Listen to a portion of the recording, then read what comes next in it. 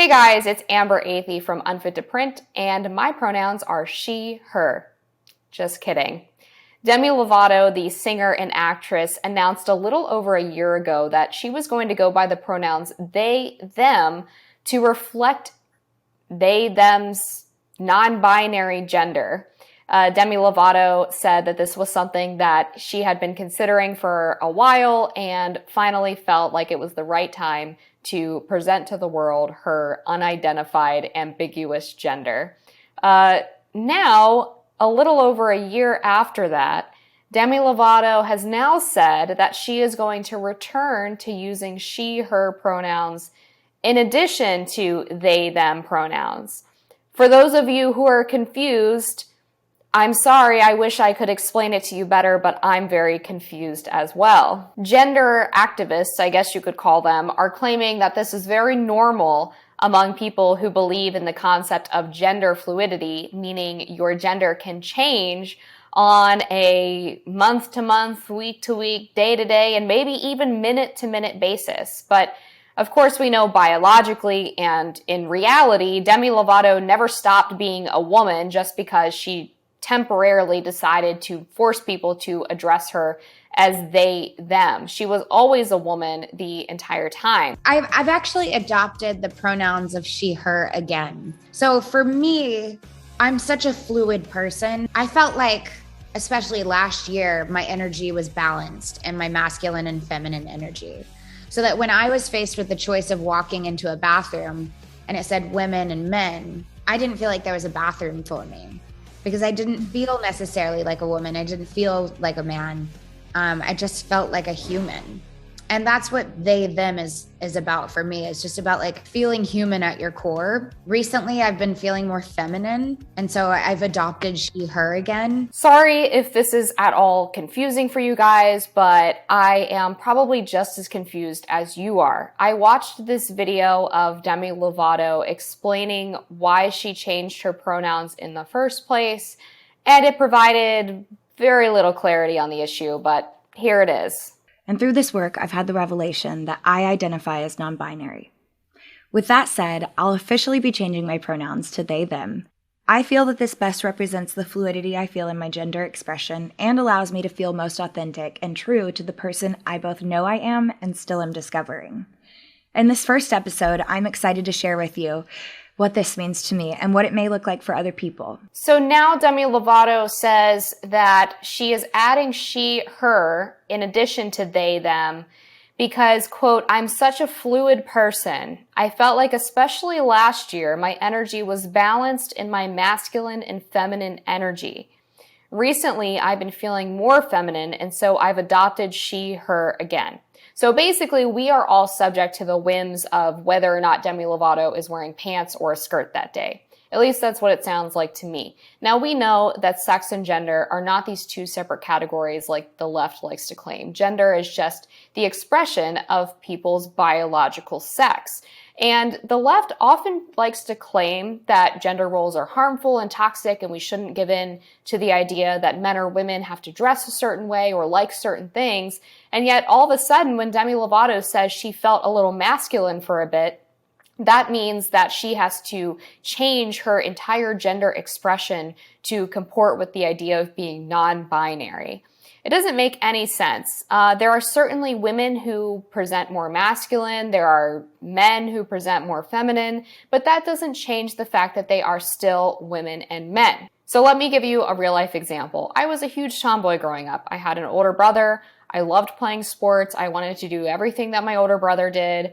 At recess, I would go and play football with the boys. I was big into sneakers and tennis shoes and didn't really get into makeup and more feminine clothing until I got probably to the age of 12 or 13. And that's the typical experience for a lot of young girls. And it's absolutely terrifying to think that gender activists would tell those little girls that their interests mean they're actually a boy. You can like things that aren't typically associated with femininity and still be a woman. And the way that they try to confuse young people in particular about their identity ends up giving them long-lasting harm. Now, in Demi Lovato's case, this is a person who has been troubled for a long time. And so her confusion about her identity and how that relates to her gender is really not surprising. So Demi Lovato allegedly had a lot of sexual abuse when she was young. She grew up in the Disney system, so this is someone who was likely exposed to a lot of really nasty adults and people who took advantage of her. And that's a really sad state of affairs and unfortunately very common in the child entertainment industry. So I think Demi Lovato growing up and starting to flirt with all of these weird leftist ideologies about gender is really more of an expression of mental illness. She's spoken about being bipolar, and she infamously had a drug overdose when she took too much fentanyl and other opioids and was sent to the hospital and nearly died. So at first, when Demi Lovato got out of rehab, it seemed like she was kind of on the right track. She seemed like she was healthy. She was making music again. And then at a certain point, she veered into some absurdity. It started with the pronouns. She also announced that she was going to be creating this show about aliens and ghosts. And the trailer for the show itself was really, really bizarre. And I'm a fan of actually trashy ghost shows on like the Travel Channel and Discovery. But her show in particular just seemed really out of the ordinary. So here's the trailer for you guys. Tell me what you think. I had this crazy experience that happened to me in Joshua Tree. It was this bright light. It kind of moved in like these weird ways that a plane wouldn't move. My goal is to find out what really happened.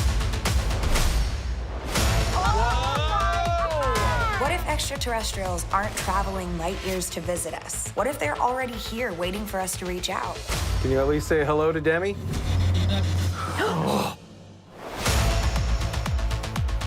Wow, I'm so excited. So I think it's easy to make fun of Demi Lovato for clearly not getting the attention she was seeking by changing her pronouns and then deciding to at least partially change them back. But I also think we have to consider that a lot of these young people who are going down this path of changing their gender or trying to change their gender or telling people that they identify with this random sexuality that's not a real thing or demanding people call them a different name, and then, unfortunately, sometimes taking the even further step of chemically and surgically altering their bodies, is that these people need some compassion because a lot of them are struggling with undiagnosed mental illnesses. Some of them are feeling othered from bullying. Some of them don't have good relationships with their families. And so there's a reason why they go through these things, right? Yes, it's trendy. Yes, the media tells them that it's okay. Yes, it's actually promoted in some cases as making someone interesting or unique.